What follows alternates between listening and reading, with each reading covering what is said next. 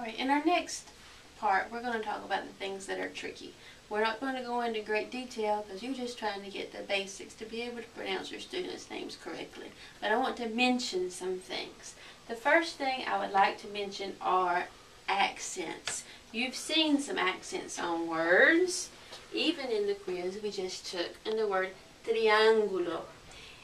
Without explaining why some words have accents and some don't, know that when you see an accent on a letter, it means that syllable is getting the stress in the word. So for example, it's triángulo, it's not triángulo, or it's not triángulo, it's triángulo. Okay?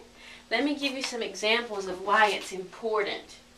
In Spanish, the word for potato is papa. Papa. 2 syllables. The word for daddy is papá. So the accent becomes very important. Okay? That's just an example of what accents can be used for in Spanish. Another thing I wanted to mention, you can also look back at the word triángulo, is the integrity of letter sounds once again. You know, in English we would say triangle. We don't say a T and an R. When we say it, like in the word train and triangle and tree, it sounds like a CH, doesn't it? We're really saying this when we say tree and we say triangle. It sounds like CH. But in Spanish, you're keeping the sounds. You still hear the T sound. So it's triángulo, triángulo, triángulo. Okay? Same thing with the DR. Will be dr, tr. Okay? The letters keep their sounds.